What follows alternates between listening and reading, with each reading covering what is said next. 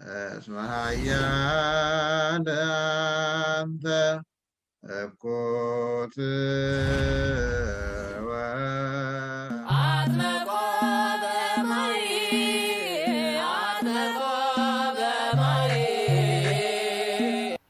በስመ አብ ወወልድ ወመንፈስ ቅዱስ አሃዱ አምላክ። በስመ አብ ወወልድ ወመንፈስ ቅዱስ አሃዱ አምላክ። በስመ አብ ወወልድ ወመንፈስ ቅዱስ አሃዱ አምላክ። ሰላም ስድራ እግዚአብሔር አመንት ክርስትና መፍቀርተ ክርስቶስ ብልማኖ ብናይ ቅድስተ ቅዱሳን ንጽሕተ ንጹሓን ብክልተ ወገን ድንግል ዝኾነት ኣዴና ማርያም ብልማኖ ተኣምኑ ደቂ ዓዶም ንቅዱሳን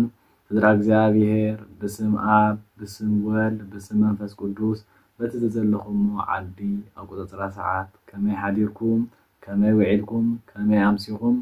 ሰላም ክትሉ ሰናይ ትምኒተዩ መጀመርታ ርሑስ በዓል ጥምቀት ኩሉ ይፈቱ እንቋዕ ከዓና ስመይ ዲያቆን ኤቨን ሃይለ ይበሃል ካብ ሃገረ ጀርመን እምበር ንሕና ኣሕዋትኩም ብመምህር ኤፍሬም ፈቃዱ ትርጓሜ ወንጌል በኦንላይን እንመሃር ከምቲ ብዛዕባ ልደት ሕፅር በለ ሕቶ መስሊ ነቕርብና ከምኡውን ብዛዕባ ጥምቀት ከነቕርብ ኢና እሞ ክትከታተሉና ሰናይ ፃንሒት ይብል ናብቲ መደብ ከብለኩም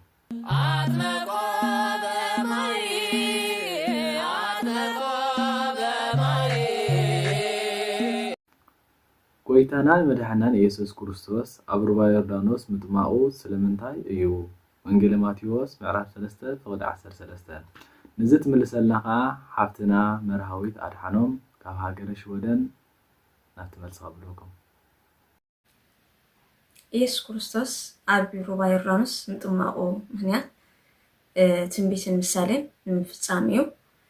ቀዳማይ ትንቢት ኣብ መዝሙር ዳዊት ምዕራፍ 77 ፍቅዲ 16 ምስ ንርኢ ከምዚ ዝብለና ፅሑፍ ንረክብ ኦ ኣምላኽ ማያት ረኣዩኻ እሞ ተሸበሩ እወ መዓሙቕ ባሕሪ ተናወፅ ብለና። ካልኣይ ትንቢት ድማ ኣብ መዝሙር ዳዊት ምዕራፍ 114 ፍቅዲ 3 ምስ ንርኢ ባሕሪ እያ ሃደመት ፈለገ ዮርዳኖስ ንድሕሪት ተመለሰ ይብለና ማለት እዩ። እዚ ዓይነት ፅሑፍ ስለ ዘሎ ከዓ ትንቢት እዩ ንብል። ምሳሊኡ ዮርዳኖስ ካብ ላዕሊ ምንጩ ሓደ ከም ዝኾነ ኩሉ ሰብ ድማ ብትውልዲ ኣዳም ከም ዝኾነ ማለት ንኩላህና ሓደ ኣዳም ኣቦና ከም ዝኾነ የርድእ ማለት እዩ። ማይ ዮርዳኖስ ትሕት ኢሉ ኣብ ክልተ ከም ዝምቀል እስራኤል ብምግዛር ኣህዛብ ድማ ብዘይ ምግዛር ዝተፈላለዩ እዮም። ማይ ዮርዳኖስ ኣብ ታሕቲ ከም ዝራኸብ ህዝብን ኣህዛብን ብጥምቀት ሓደ ከም ዝኾኑ ንምግላፅ እዩ። ዮርዳኖስ ማእከላይ ማዩ ኣብ ሓጋይ ዘይጎድል ኣብ ክረምቲ ድማ እዚ ኩሉ ማይ እንከሎ ዘይመልእ እዩ። ጥምቀት ጎይታ ድማ ንዓና ይጠቕመና እምበር ንዕኡ ኣይጠቕሞን እዩ። ካልኣይ ድማ ብዙሓት ኣንቂት ናብ ዮርዳኖስ ይኣትዉ ንሱ ድማ ሓይሊ ይኾኖም እምበር ንሳቶም ሓይሊ ኣይኮንዎን እዮም። ጥምቀት ጎይታ ከዓ ንዓና ሓይሊ ፅንዒ ይኾነና እምበር ሓይሊ ፅንዒ ኣይንኾኖን ኢና ማለት እዩ። ሓደ ካብ ደቂ መዛሙርቲ ኤልሳ ኣብ ገምገም ዮርዳኖስ ዕንፀይቲ ክቆርፅ እንከሎ እቲ ፋስ ካብቲ ሓኽሉ ተፈልዩ ሞለአ እሞ ናብ ባሕሪ ጠሓለ። ጎይታ እቲ ናይ ለሚነ ዘምፀኽዎ ፋስ ኣብ ባሕሪ ጠሓለ ኢሉ ድማ እንዳበኸየ ክነግሮ ጀመረ። ነቢ ኤልሳ ድማ እቲ ዝጠሓለሉ ኣርእየኒ ኢሉ ቅርፈተ እፅ ኣመሳቂሉ ደርበየ እሞ እቲ ክጥሕል ዘይግብኦ ቅርፈተ እፅ ጥሒሉ ነቲ ክጥሕል ዝግብኦ ሓፂን ኣውፅኦ። ምሳሌ ድማ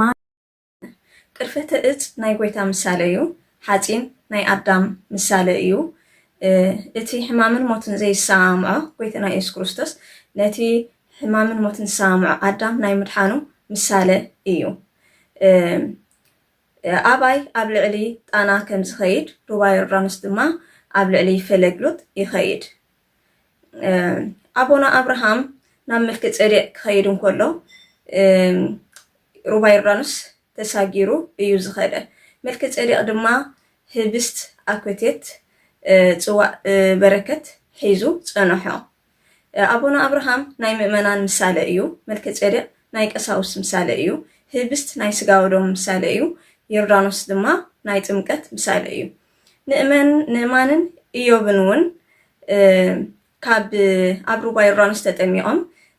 ካብ ዝነበሮም ሕማም ደዌ ተፈዊሶም እዮም። ንእማንን ኢዮብን ናይ ምእመናን ምሳሌ እዮም።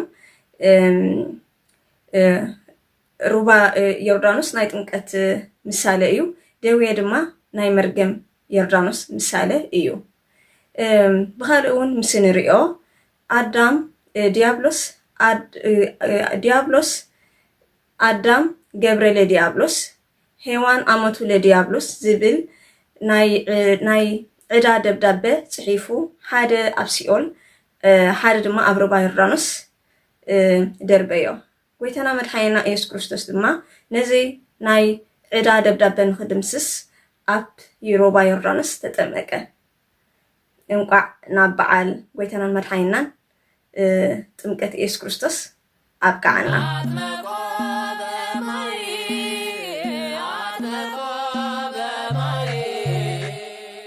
ጥምቀት ናይ ቅዱስ ዮሃንስ ናብ ናይ ጎይታ ጥምቀት ዘብፅሕ እዩ።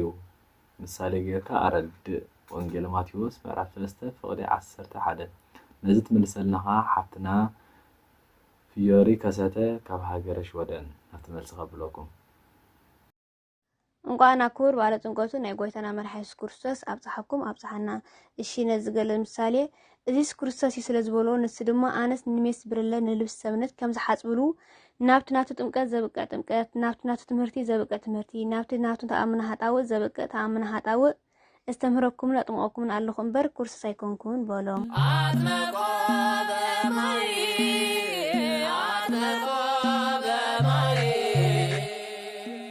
ቅዱስ ዮሃንስ መጥምቕ እቲ ድሕረይ ዝመጽእ ካባይ ይሕይል እዩ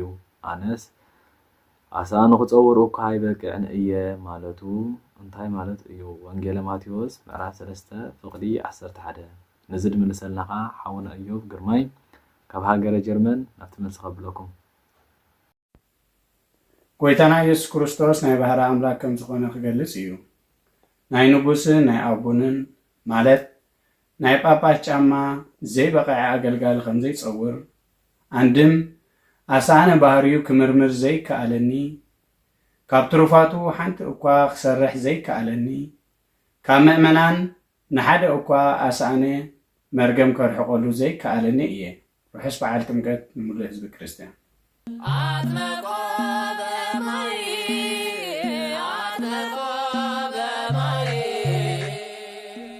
ጉዙእ ናብ ጎይቱ እምበር ጎይታ ናብ ጉዙኡ ኣይከይድን እዩ። ጎይታና መድሓኒ ኢየሱስ ክርስቶስ ደኣ ንምንታይ እዩ ንቅዱስ ዮሃንስ መጥምቕ ናብ ዘለኾ መጺኻ ኣጥመቐኒ ዘይበሎ? ወንጌለ ማቴዎስ ምዕራፍ 3 ፍቕዲ 13 ነዚ ትምልሰልና ከዓ ሓፍትና ጽጌ ኣብርሃም ካብ ሃገረ ሽወደን ናብቲ መልሲ ከብለኩም። ምክንያቱ ጎይታ ዝመፀን ትሕትና ዳ እምበር ንልዕልና ኣይኮነን። ከምቲ ኣብ ወንጌል ማቴዎስ ምዕራፍ 20:28 ከመይ ወዲ ሰብ እውን እንተኾነ ከገልግልን ሂወቱ ምእንቲ ብዙሓት በጃ ክህብን ዳ እምበር ከገልግልዎ ኢሉ ኣይመፀን ይብለና። ካልእ ድማ ጎይታ መድሓኒና ኢየሱስ ክርስቶስ ንዮሃንስ መጥምቕ መፂእካ ኣጥምቐኒ ኢሉ እንተዝኸውን ነይሩ ሎሚ ድማ ነገስታትን ሃብታማት ዝዓለምናን መፂእኩም ኣጥምቑና መበለ ነይሮም። ስለዚ ከይድኩም ተጠመቑ ንምባል ኣርኣያ ክኾነና ትሕትና ከርእየና ኢሉ እዩ። ንሕና ድማ ትሕትና ዳ እምበር ልዕልና ክህልወና ከም ዘይብሉ ካብዚ ንርዳእ። ርሑስ በዓል ጥምቀት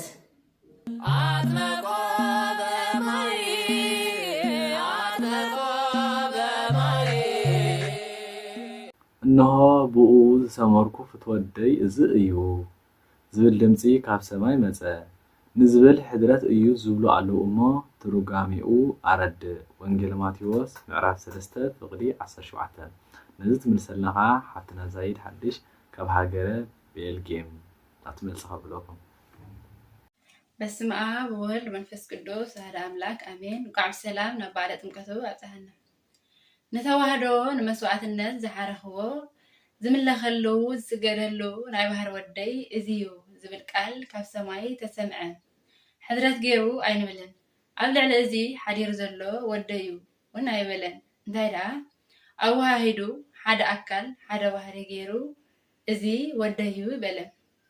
يبي زلعلة زنتو ولدية ألا يبي زنتو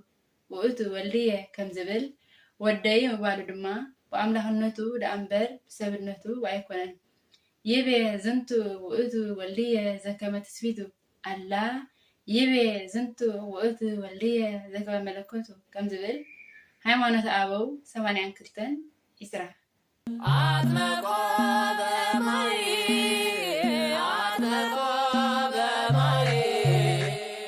እምበኣርሲ ጽቡቕ ፍረ ዘይፈሪ ዘበለ ኩሎም ይቆረጽ ናብ ሓዊ ድማ ይደርበ አንድምቱ ግለጽ ወንጌል ማቴዎስ ምዕራፍ 3 ፍቅዲ 10 ነዚ ትምልሰልናኻ ሓብትና ሄለን ዕቁባይ ካብ ሃገረ ጀርመን ናብቲ መልሲ ከብለኩም ርሑስ በዓል ጥምቀት ከምኡ ድማ ስላሴ ነቲ ኣሚኑ ተጠሚቑ ክርስቲያናዊ ስራሕ ዘይሰርሕ ሰብ ነፍሱ ካብ ስጉኡ ፈልዮም ኣብ እሳተ ገሃነም ይድርብዎ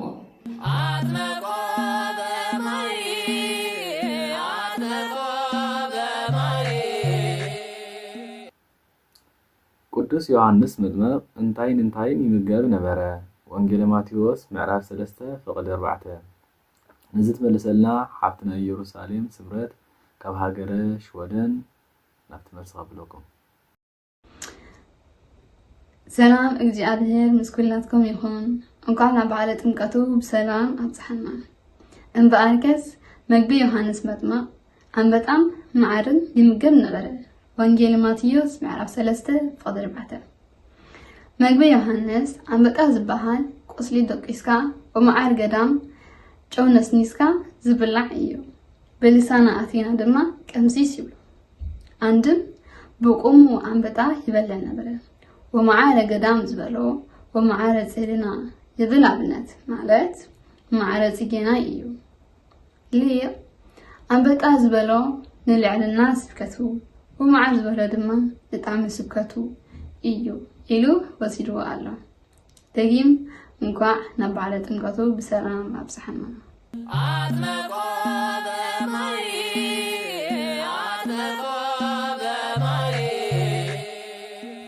ዕጣ ቅዱስ ዮሐንስ መጥምቅ ፈልቆ ቆርበት ቅድም ካብ ኣካሉ ዝፈልይዎ ኣብ ማይ ዝኣልክዎ ፀጉሩ መሊጦም ኣልፊዖም ቀለም ዝለኽይዎ ምዃኑ ምስጢሩ ግለጽ ወንጌል ማቴዎስ ምዕራፍ 3 ፍቅዲ 4 ነዚ ትምልሰልናኻ ሓፍትና ቤቲ ገብረ ህይወት ካብ ሃገረ ነርወይ ናብቲ መልሲ ከብለኩም እንኳዕ ናብ በዓለ ጥምቀቱ ብሰላም ኣብፅሐና ካብ ኣካሉ ከም ዝፈልይዎ ዮሐንስ ድማ ንስሑ ወመኑ እናበለ ካብ ሓጢያት ካብ ጣዖት ፈለዮ ከም ዝመልጥዎ ኣስተምሃሮም ኣብ ማይ ከም ዝኣልክዎ ኣጥምቆም ከም ዘልፍዕዎ መንፈሳዊ ስራሕ ኣስርሖም ቀለም ከም ዝለኽይዎ ክብሪ ጸጋ ኣውሃቦም እቲ ደመደብስ ከም ዝተፈለዮ ንሱ ድማ ካብ ዓለማዊ ግብሪ ፍሉየ ክብል ምዕጣቑ ግና ፍትወት እንስሳዊት ኣብ ባህሪኡ ከላ ብግብሪ ከም ዘይፈጸማ የረድእ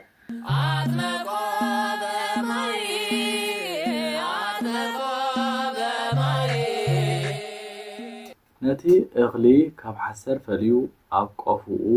ዝእክበሉ ነቲ ሓሰር ግና ካብ እኽሊ ፈልዩ ብዘይጠፍእ እሳት የቃጽሎ ይብለና ብዛዕባ ኣየናይ እኽልን ግራትን ክዛረብ ስለ ዝደለየ እዩ ወንጌል ማቴዎስ ምዕራፍ 3 ፍቅዲ 12 ነዚ ድምልሰልና ሓውና ክፍላይ ገብረ ኪዳን ካብ ሃገረ ሽወደን ናብቲ መልሲ ከብለኩም ዘመስአ ውስጥ ኣዲሁ ዘቦቱ ያነጽህ ኣውደ እኽሉ እክለ ኣውዱ ክብል እዩ ነቲ እኽሊ ካብ ሓሰር ነቲ ሓሰር ካብ እኽሊ ዘጽርየሉ መስአ ኣብ ኢዱ ዘለዎ ዘመስአ ውስጥ ኣዲሁ ዘቦቱ ያነጽህ ኣውደ እክሉ ዘውቱ ፍጥረት ሰብ ኢሉ ሊቕ ወሲዱ ኣሎ ጻድቃን ካብ ሓጣን ሓጣን ካብ ጻድቃን ዝፈልየሉ ስልጣነ ክህነት ናቱ ዝኾነ ኣጻብዑ 3 እዩ እንተበልና ናይ ሰለስትነት 2 እዩ እንተበልና ናይ ንዑ ሃብየ ንሄሩ እምንየ ንመድሓዚኡ 1 እዩ እንተበልና ናይ ሓድነት ምሳሌ ብተወሳኺ ድማ ነቲ ክፉእ ሕልና ካብ ሰናይ ሕልና ነቲ ሰናይ ሕልና ካብ ክፉእ ሕልና ዝፈልየሉ ስልጣነ ክህነት ዘለዎ ወያስተጋብእ ስርናዩ ውስተ መዛግብቲሁ ነቲ እኽሊ ካብ ሓሰር ፈልዩ ኣብ ቆፍኡ ዝእክበሉ ንጻድቃን ካብ ሓጣን ፈልዩ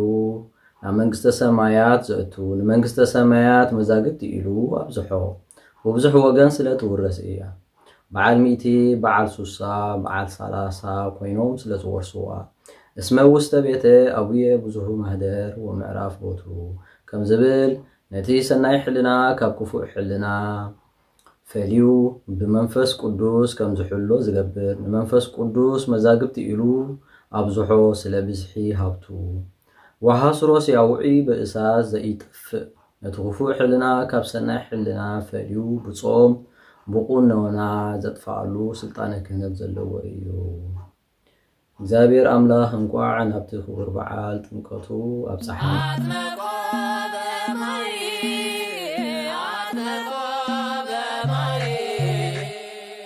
ናይ ቅዱስ ዮሐንስ መጥመቅ ጥምቀት ናይ ምንታይ ጥምቀት እዩ ነይሩ ወንጌል ማቴዎስ ምዕራፍ 3 ተወዲ 11 ነዚ ትምልሰለኻ ሓፍትና ሃና ሚካኤለ ካብ ሃገረ ሽወደን ናብቲ መልሲ ከብለኩም በስመ አብ ወወልድ ወመንፈስ ቅዱስ ወሓድ አምላክ አሜን። እንኳዕ ናብ በዓለ ጥምቀቱ ብሰላም ኣብጽሓና ናይ ዮሐንስ ጥምቀት ናይ ንስሓ ጥምቀት እዩ ነይሩ ኣነስ ንስሓ ብማይ ጠመቕኩም ኣለኹ እቲ ብድሕሪት ዝመጽእ ግና ካባይ ዝሕይል እዩ ኣነስ ኣሳንዑ እኳ ክጸውር ኣይበቅዕን እየ ንሱ ብመንፈስ ቅዱስን ብሓውን ከጠምቐኩም እዩ ዝብል ኣሎ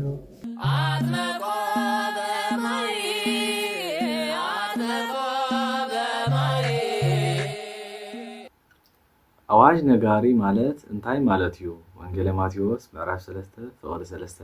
ነዚ ትምልሰለኻ ሓፍትና ህያብ ማዕሾ ካብ ሃገረ ኔዘርላንድ ሆላንድ ናብቲ መልሲ ከብለኩም እንኳዕ ናብ ብርሃነ ጥምቀቱ ብሰላም ኣብጽሓና ቃል አዋዲ ወይ ከዓ አዋዴ ቃል ውን ይብል እዩ ስብከቱ ኣብ ኩሉ ስለ ዝበጽሕ አንድም ቃል አዋዲ ይብል ነዚ ድማ ሊቅ ወቃ ዘይከልህ በገዳም ኢሉ ወሲድዎ እዩ ካብ ድምፂ ደሃዮም ዝተልዓለ ድማ መሰረት ልዳውቲ ቤተ መቅደስ አንቀጥቀጠ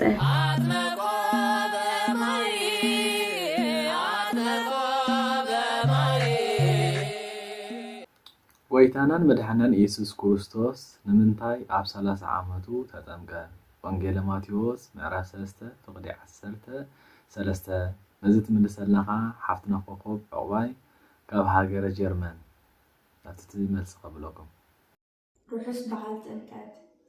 ኣብ ብሉይ ኪዳን ሰብ ንክህነት ዝሽየመሉ ብ30 ዓመት እዩ ድሕሪ ብክህነት ዝኾነ መንፈሳዊ ኣገልግሎት ይጅምሩ ሕዝቅኤል 4 ፍቅዲ 3 በዚ መንገዲ ጎይታ ናይ ቤተ ክርስቲያን ናይ ሐዲስ ኪዳን ሊቀ ካህናት ስለ ዝኾነ ብ30 ዓመት ተጠሚቑ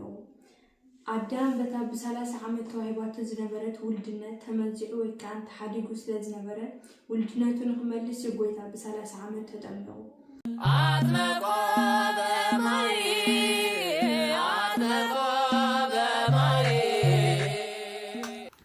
ጎይታናን መድኃኒን ኢየሱስ ክርስቶስ ብማይ ምጥማቁ ስለምንታይ እዩ ወንጌል ማቴዎስ ምዕራፍ 3 ፍቅዲ 16 ነዚ ትምልሰለኻ ሓፍትና ሶስና ፍስሓ ካብ ሃገረ ጀርመን ናብቲ መልሲ ከብለኩም ጎይታ ትንቢቱን ምሳሌኡን ንኽፈጸም እዩ ብማይ ዝተጠመቐ ከምቲ ኣብ መጽሓፍ ዘካርያስ ምዕራፍ 36 ፍቅዲ 25 ዝብለና ጽሩይ ማይ ክነጽገልኩም እሞ ክጸሪእኹም ካብ ኩሉ ርክሰትኩምን ካብ ኩሉ ሓጢኣትኩምን ጣዖታትኩምን ከጽሪእኩም ይብለና ማለት እዩ ናይዚ ምሳሌ እዚ ከምዚኡ ኣብ መጽሓፍ ዘፍጥረት ምዕራፍ 1 ፍቅዲ 20 ክሳብ 21 ወታውፅእ ወሃር ዘቦም መንፈሰ ህይወት ምስ በለ ብከብዶም ዝፈሓቁ ብእግሮም ዝኸዱ ብኣኽናፎም ከዓ ዝበሩ ብደመነፍስ ኣብ ባሕሪ ህያዋን ኮይኖም ዝነበሩ 3 ፍጥረታት ተረኽቡ ካብዚኣቶም እቶም ገሊኦም በበሪሮም ከይዶም እቶም ገሊኦም ከዓ ኣብኡ ጸኒሖም ማለት እዩ እቶም ኣብኡ ዝጸንሑ ናይ ጥሙቃት ምሳሌ ክኾኑ ከለዉ እቶም በበሪሮም ዝኸዱ ከዓ ናይ ዘይጥሙቃት ምሳሌ እዚስ ወባረኮም ለክልኤዎም ወኣህቲ በረከት ከም ዝብል ኩሎም ናይ ጥሙቃት ምሳሌኦም እቶም ብከብዶም ዘንፈሓቁ ዝነበሩ ናይ ሰብኣ ዓለም እቶም ብእግሮም ዝኸዱ ካብ ትሩፋት ናብ ትሩፋት ዝኸዱ ናይ ባህታውያን ምሳሌ እቶም በበሪሮም ዝኸዱ ከዓ ናይ ምምስተ መስጦ ጸጋ ዘለዎም ሰማዕታት እዮም ይብል ማለት እዩ ምስጢሩ ከምዚ እዩ ማይ ኩሉ ስለ ዝረኽቦ እዩ ካብቲ ኣብ ዙፋን ዘሎ ንጉስ ክሳብቲ ኣብ ጎደና ዘሎ ድኑስ ማይ ንኩሉ ማዕረ ድብፅሖ ጥምቀት ከዓ ንኩሉ ሓደ ይድብፃሕ አንድም ማይ ካብ ጽምቅ ካብ ጽምቅ ከም ዝበጽሕ ጥምቀት ድማ ካብ ጽምቅ ካብ ጽምቅ ይበጽሕ አንድም ብማይ ዝተሓጸበ ልብሲ እናሓደረ ብርሃኑ እናወስኸ ከም ዝኸይድ ብጥምቀት ዝተሓጸበት ነፍስኻ እናሓደረት ገለ ትሩፋታ እናብዝሐት ዝኸይድ አንድም ብማይ ዝተሓጸበ ርስሓት ኣሰሩ ከም ዘይርከብ ብጥምቀት ዝተሓጸበ ሓጢያት ከዓ ፍዳ የብሉን አንድም ማይ ንተኽሊ ልምላሜ ከም ዝህባ ጥምቀት ከዓ ልክዕ ከምኡ ናይ ነፍስና ልምላሜ እያ አንድም ማይ መልክዕ ስጋ ከም ዘርኢ ጥምቀት ድማ መልክዕ ናይ ነፍስና ተርኢ አንድም ማይ ብስጋዊ ተፍሕሮ ብምክንያት ማይ ከም ዝገበረ መንፈሳዊ ተፍሕሮ ወይ ከዓ መንፈሳዊ ሕፀኻ ብምክንያት ማይ ንምግባር እዩ አንድም ድማ ብስጋዊ ሓርበኛ እናመሰልካ ይንገር ሓተታ ናይቲ ስጋዊ ሓርበኛ ከምዚ ይመስል ስጋዊ ሓርበኛ እቲ መቀናቐንቱ ኪናቱ ስሒሉ ብሓወ እርሲኑ ብመርዚ ድማ ቀቢኡ ይመጾ ንሱ ድማ ጥበብ ተገሊጹሉ ዘይተነፀየ ቆርበት ብዕራይ ኣብ ማይ ኣሊሁ ብኡ ገይሩ ድማ ነቲ ዋልቱ ሸፊኑ ይኸዶ ነቲ ሓዊ እቲ ማይ የጥፋሉ ነቲ መርዚ ድማ እቲ ቆርበት ይትርፈሉ ነቲ ኪናት ድማ በቲ ዋልታ ገይሩ ይከላኸሎ ከምዚ ገይሩ ከዓ ንፀላእቱ ይስዕሮም ምእመናን ድማ ብጥምቀት ዝተዋሃቦም ካብ ጥምቀት ብዝረኸብዎ ሓይሊ ገይሮም ብነዲያብሎስ ፀላዮም ከምዚ ገይሮም ንኸስዕርዎ እዩ አንድም ማይ ቅድም ንሰብኣ ትካት ድሓር ድማ ንሰብኣ ግብፂ ስለዘጥፈ ኩሉ ሰብ እዚስ ንምሕረት ደይኮነስ ንምዓት ተፈጥሩ ኢሉ ይደሓስብ ነይሩ ጎይታ ከዓ ማይ ንምሕረት ከም ዝተፈጠረ ንኸረዲ እዩ አንድም ስራሒት ካይላ ስራሓ ምስ ወደአት ነቃዓን ተረኺባትሉ ከም ብሓድሽ ኣፍሪሳ ብሓዊ ተኪሳ ብማይ ድማ ሌሳ ከም ብሓድሽ ተሐድሶ ጥምቀት ድማ ተሐድሶ እዩ ተሐድሶ ብጥምቀት ይዝርከብ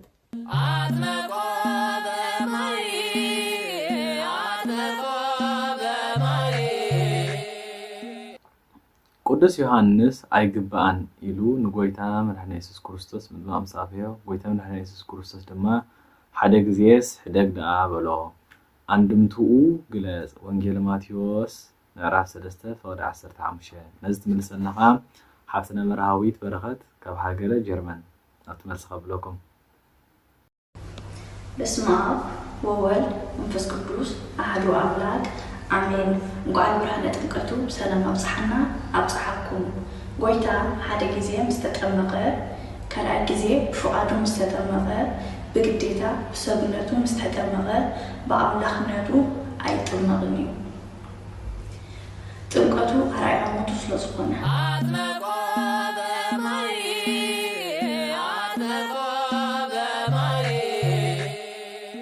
نسو بمنفس قدسن بحاون كاتماكم ايو ترغاميو غلاز وانجيل ماتيوس معراف 3 فقد 11 نزد ملسلناها حاونا دياقون دسنت عواي ካብ ሃገር ኔዘርላንድ ሆላንድ ኣትመልስ ከብለኩም ጸጋን ሰላምን ናይ ጎይታናን መድኃኒናን ኢየሱስ ክርስቶስ ምስ ኩላትና ይኹን መጀመርታ እንኳን ብርሃነ ጥምቀቱ በሰላም አብጽሕና እግዚአብሔር አምላክና በዓልና ይባረከልና ይቀድሰልና ሽምባር ንሱ በመንፈስ ቅዱስን በሐወነ ከተማኩም እዩ ማለት ትርጓሜ እንታይ ምስንብል መጀመርታ እዚ ቃል እዚ ዝተዛረቦ ዮሐንስ መጥምቅ ብዛዕባ ክርስቶስ ኣብዚ መስክረሉ ዝነበረ ኮይኑ ንሱ ድማ ኣነስ ንንስሓ ብማይ የጥምቐኩም ኣለኹ ትድሕረይ ዝመጽእ ግና ካባይ ይዓቢ እዩ ካባይ ይሕይል ኣነ ኣነስ ኣሳእኑ እኳ ክጸውር ኣይበቃዕን እየ ንሱ ብመንፈስ ቅዱስን ብሓወን ከጥምቐኩም እዩ ብምባል ዝተዛረበ ኮይኑ እዚ ድማ ኣብ ማቴዎስ ወንጌል 3:11 ንረኽቦ ማለት እዩ ትርጉሙ እንታይ ምስ ንብል ድማ ሓራይ እንተበልኩም ብመንፈስ ቅዱስ እንተ ኣብኹም ግና በእሳተ ገሃነም ከጥምቐኩም እዩ ማለት እዩ እዚ ማለት ድማ ኣሚንኩም ተጠሚኩም መንፈስ ቅዱስ ሓዲርኩም ገልን ትሩፋትን ብምግባር መንግስቲ ኣምላኽ ክትኣትዉ ትኽእሉ ኢኹም ከምቲ ኣብ ማርቆስ ወንጌል ምዕራፍ 16 ፈቅዲ 16 ዝኣመነን ዝተጠምቀን ይድሕን ዘይኣመነ ግና ይኹነን ዝብለና ማለት እዩ እንተ ኣብኹም ግና ብገሃነመ እሳት ከጥምቐኩም እዩ ማለት ድማ እንተዚ ኣመንኩም እንተዚ ተጠመቅኩም መንፈስ ቅዱስ ሓዲርኩም ድማ ገልን ትሩፋትን ብምግባር እንተዚ ሓለፍኩም ግና ገሃነመ እሳት ክትኣትዉ ኢኹም ማለት እዩ ምድሪ ገሃነመ ምድሪ ይትመልእ ከም ዝብለና ኣብ መጽሐፍ ምሳሌ ምዕራፍ 26 ፍቅድ 2 ማለት እዩ ካሊ መንፈስ ቅዱስ ዘእሳት ማለት በመንፈስ ቅዱስ እሳትነት ከጥምቀኩም እዩ ይብለና መንፈስ ቅዱስ እሳት በለው መንፈስ ቅዱስን እሳትን ዘማሳስለው እንታይ ምስንብል ድማ አንድም እሳት ሙሉ እዩ መንፈስ ቅዱስ ድማ ሙሉ እዩ አንድም እሳት مستولع دعنبر بملعت كله አይፍለጥን እዩ መንፈስ ቅዱስ ድማ ቋንቋ ከዛረብ ትርጉም ምስጢር ትርጉምን ከሎ ደعنبر بملعت كله አይፍለጥን እዩ እሳት ኩላዕ ከሎ بمጠን ይዝውላዕ ድሓር ድማ በሐሰር በሳዕሪ ይላባ መንፈስ ቅዱስ ድማ ኣብ 40 ኣብ 80 መዓልቲ ብጥምቀት ክወሃበካ ከሎ بمጠን ድሓር ግና ብገድሊ ብትሩፋት ገርካ ይሰፍሕ كساب عصرته معرقات دما كتبصح يكال زي مالو دما نصها سغا نصها نفس نصها لبونا كهلوكا يكال معناتيو عندم اسات طعم علو منفس قدس دما طعم صق علو عندم اسات معاز علو منفس قدس دما معاز صق علو عندم اسات متن تراسحين كايو هوات يهب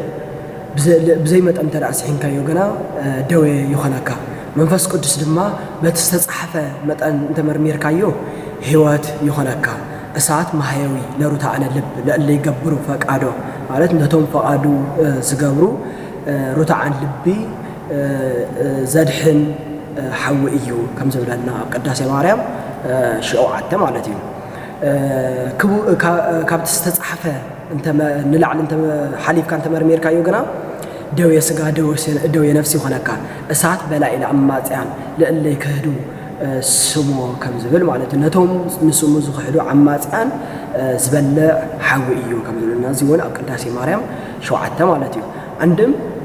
أسات دوري قلة نفس قدس دما مستري قلز عندهم أسات زوال عمريت نغلي سامع منفس قدس حد الروح سبنا دما نقلن ترفاتن يسامع عندهم أسات نتنقص كابرحوس فليك أتصل منفس قدس دما نحط عن كابت أركان منافع عن كاب مؤمنان فلي يطفل عندهم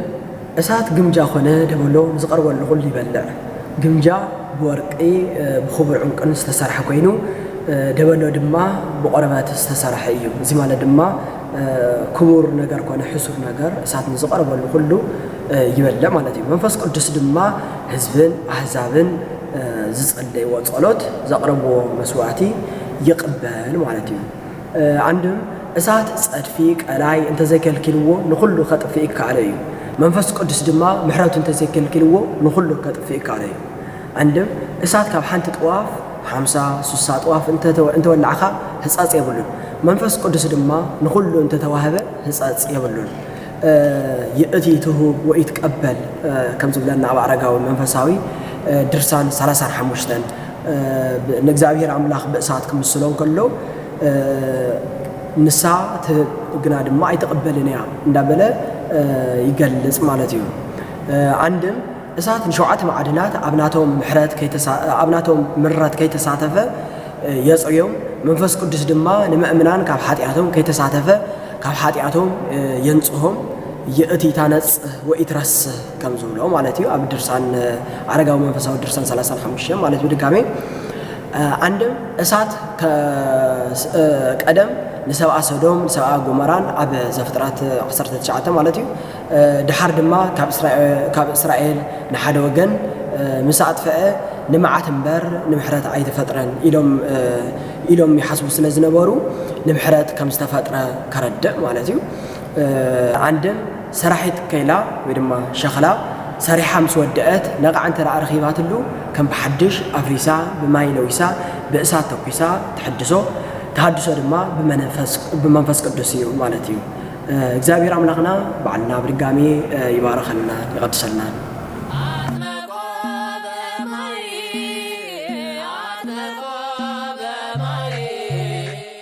ቅዱስ ዮሐንስ መጥምቅ ስለምንታዩ ንፈሪሳውያንን ሰዱቃውያን ካብቲ መጽእ ቁጣዕ ከምተምልጡ ምን ሓበረኩም ዝበሎም ንዝትመልሰልናኻ ሓፍትና ሱዛና ማዕሾ ካብ ሃገረ ጀርመን ኣብቲ መልሲ ኣብለኩም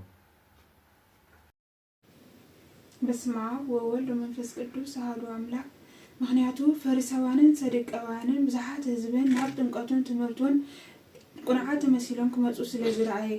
ስክ ትብል ከም ዘይብልካ ነገር ወኢታረምም ስለ ዝብል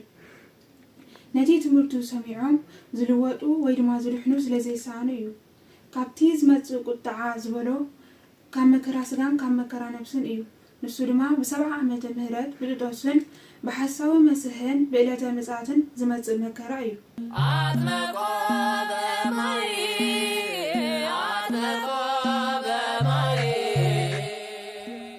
ቅዱስ ዮሐንስ መጥምቅ ንጎይታና ንመድኃኒትና ኢየሱስ ክርስቶስ እንታይ እንዳበለ አጥምቅዎ ንዝትመልሰልና ሓፍትና ሱዛና ስምረት ካብ ሃገረ ሽወደን አትመልሰ ብለኩም ሰላም እግዚአብሔር አምላክ መስኩላትኩም ይሁን እንኳን ናብ ብርሃነ ጥምቀቱ በሰላም አብጽሐና ዮሐንስ መጥምቅ ንጎይታ ከምዝ እንዳበለ አጥምቆ ወልዱ ለብሩከ ከሳተ ብርሃን ተሰሃለና አንተ ካህኑ ለዓለም በከመሲመቱ ለመልከ ጸዲቅ ከምቱም መዝሙረ ዳዊት ምዕራፍ 110 ፍቅዲ 4 ተጻሒፉ ዘሎ እግዚአብሔር ንስኻ ከም ስርዓተ መልከ ጸዲቅ ንዘለዓለም ካህን ኢኻ ኢሉ መሓለሉ ኣይጣዓስንካ እዩ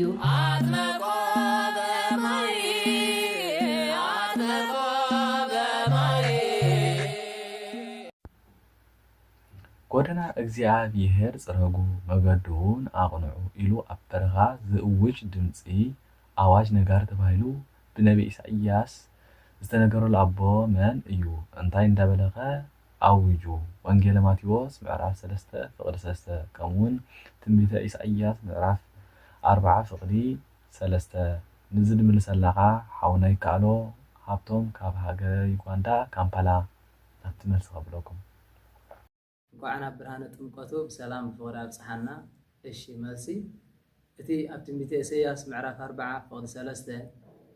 ብነቢ ኢሳይያስ ጎደና እግዚአብሔር ጽረጉ መንገዱን አቅንዑ ዝተባህለሉ አዋጅ እዚ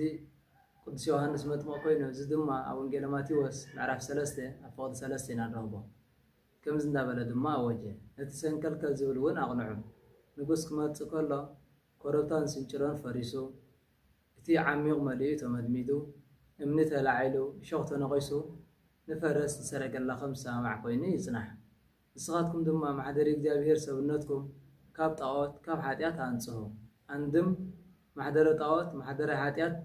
ዝኾነ ሰብነትኩም ማሕደሪ እግዚአብሔር ግበሩ ናበለ መጽ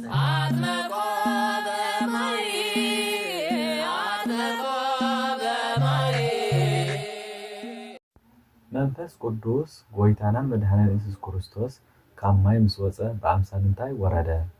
ወንጌል ማቴዎስ ምዕራፍ 3 ፍቅዲ 16 ነዚ ትምልሰለኻ ሓፍትና ዮዲት መሐሪ ካብ ሃገረ ዩጋንዳ ካምፓላ አትመልስ ብለኩም እንኳን ናብ ዝክብር በዓል ጥምቀት በሰላም አብጽሐና አውደ ዓመትና ናይ ጽድቅን ናይ ሰላምን ይግበረልና ባርቶስ ጎይታ ተጠሚቁ ካብ ማይ ክወፅእ ከሎ መንፈስ ቅዱስ በአምሳል ርግቢ ወረደ ምክንያቱ ርግቢ ለዋሃ መንፈስ ቅዱስ ድማ ሓዳግ በቀል ከምኡውን ርግቢ ብዘመነ ማያሂ ሓፀ ማያሂ ነትገ ማያሂ ብምባል ዕፀ ዘይቲ ሒዛ ከም ዘብሰረት ከምኡውን መንፈስ ቅዱስ ሓፀ ማየ መርገም ነትገ ማየ ሓጢአት ብምባል ተስፋ መስቀል ከም ዘብሰረና ብተወሳኺ ርግቢ ክንፋን ተወቃዕኻያ ጨቐዊታ እንተቐተልካላ እንቋቑሓ እንተሰበርካላ ስፍራ እንተዘያፍሪስካላ ፈጺማ ቦታ ኣይተሓድግን ከምኡውን መንፈስ ቅዱስ ወላ እኳ ሓጢአት እንተገበርካ ፈጺምካ እንተዘይክሒድካዮ ኣይፍለየካን እዚ ነገር እዚ ድማ ኣብ ሓደ ባሕታዊ ከም ዝተፈጸመ ታሪክ ይነግረና እቲ ታሪክ ከምዚ እዩ ሓደ ባሕታዊ ንሓንቲ ጓል ካህን ብጎልፎ ኣጊፃ እናሓለፈት ከላ ይርአያ እሞ ብሓፀ ዝሙት ተነድፈ ክምርዓወኪ ብምባል ድማ ለኣኸላ ንሳ ድማ ነቦይ ሕተቶ ኣቦይ ድማ ኣይከልአካን ይበለቶ እቲ ባሕታዊ ድማ ከምኡ ገበረ ኣቦኣ ድማ ጣዖት የምልኽ ነበረ እሞ በልና ኣምላኸይ ክሓትት እሞ መልሲ ክነግረካ ይበለ ብድሕሪኡ ናብቲ ጣዖት ኣትዩ ሓተቶ እሞ ኣብቲ ጣዖት ዝሓደረ ሰይጣን ድማ ቆቢዕኻ ቅደድ ፈጣሪኻ ክሓድ በሎ ብምባል ነገሩ እቲ ካህን ድማ ነቲ ባሕታዊ ቆቢዕኻ ቅደድ ፈጣሪኻ ክሓድ ድሕሪኡ ጓል ይክበካ ይበለ እቲ ባሕታዊ ድማ ከምኡ ገበረ ብድሕሪኡ እቲ ሓዲርዎ ዝነበረ መንፈስ ቅዱስ ካብኡ ተፈልዩ በአምሳል ርግቢ ኮይኑ يحلو نبر بدحري تبلسو بلكم قالكا حجو قالكا حبل نبر እቲ ካህን ግና ሕጅውን አምላኸይ ካሕተ በሎሞ መንፈስ ቅዱስ አውል ነበረሞኒ ሓንሳብ ጽናሕ በሎም ንሱ ድማ ከምኡ ገበረ ብድሕሪኡ እቲ ባሕታዊ ተጣዕሰ ነዚ ለደይ ቆቢዐይ ዝቐደድኩ ፈጣሪየ ዝኻድኩ ብምባል ተጣዕሰ ቆነና ድማ ወሰደ ኣብ መበል ሳልሳይ ሱባኤ ኣብ መበል 21 መዓልቲ ድማ መንፈስ ቅዱስ ኣብቲ ዝነበሮ ከምቲ ዝነበሮ ተመለሰ ስለዚህ ንሕና እውን መንፈስ ቅዱስ ይሕደረና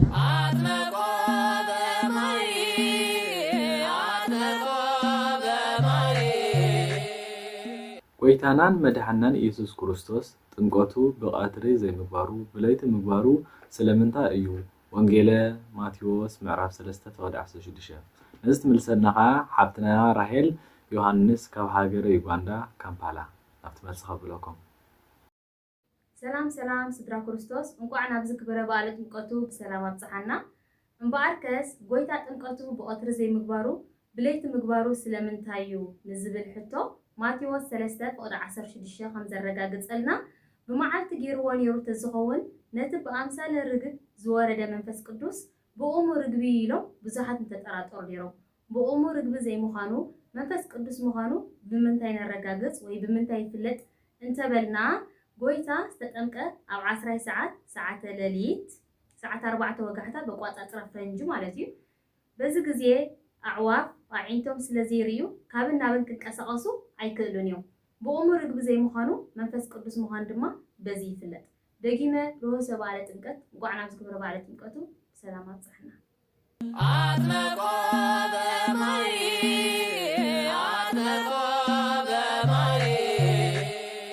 ጎይታናን መድሓናን ኢየሱስ ክርስቶስ ንምንታይ ተጠምቀ? ወንጌለ ማቴዎስ ምዕራፍ 3 ፍቅዲ 16 ነዚ ትምልሰልና ከዓ ሓፍትና ሶልያና እስጢፋኖስ ካብ ሃገረ ሽወደን ናብቲ መልሲ ከብለኩም። ጎይታ ዝተጠምቀሉ ምክንያት ሓድነትን ሰለስትነትን ንኸረድእ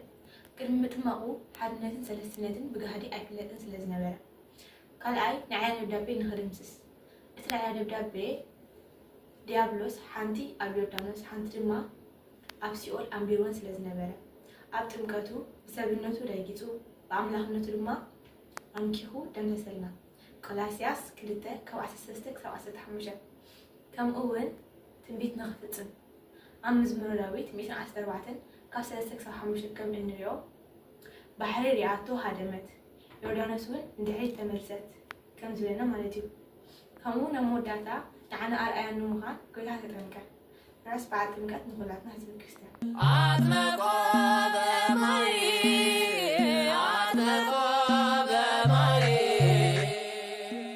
ንኣቦና ኣብርሃም ካብዞም ኣባን ውሉድ ከተንሳሉ ንኣምላክ ከም ዝከኣሎ ዝበሎም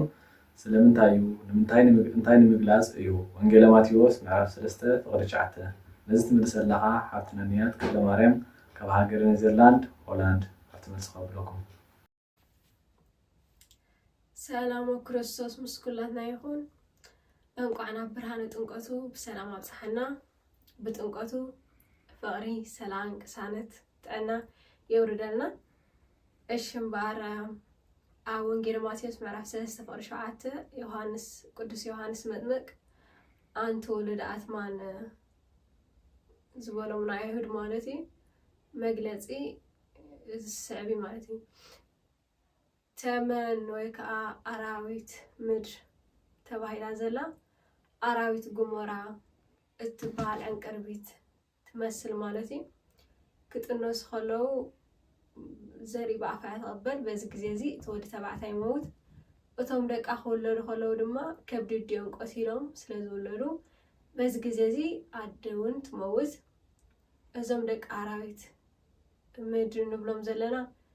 ክጥነሱ ከለዉ ነቦኦም ክውለዱ ከለዉ ከዓ ነዲኦም ከም ዝቐተሉ ኣይሁድ ድማ ከም ኣቦ ዝካነ ኮይኖም ነቢያት ከም ኣደ ኮይኖም ዝካነ ኮይኖም ሃዋርያት ከዓ ስለ ዝቐተሉ በዚ ምክንያት ኣቶ ውሉደ ኣትማን ኢልዎም ማለት እዩ። ብድጋሜ ብሩኽ ኣውደ ዓመት ይግበረልና። ስብሐት ለእግዚአብሔር ወለወላዲቱ ድንግል ወለመስቀሉ ክቡር ይትዓቆብ ይሰብሕ ስሙ ለእግዚአብሔር አምላክነ ወትረ በኩሉ ጊዜ ወበኩሉ ሰዓት አላዒሉ ዘጀመረና አጀሚሩ ዘፈጽመና ልዑል እግዚአብሔር አምላክና ክብሪ ምስጋና ይኹኖ። አሜን አሜን አሜን።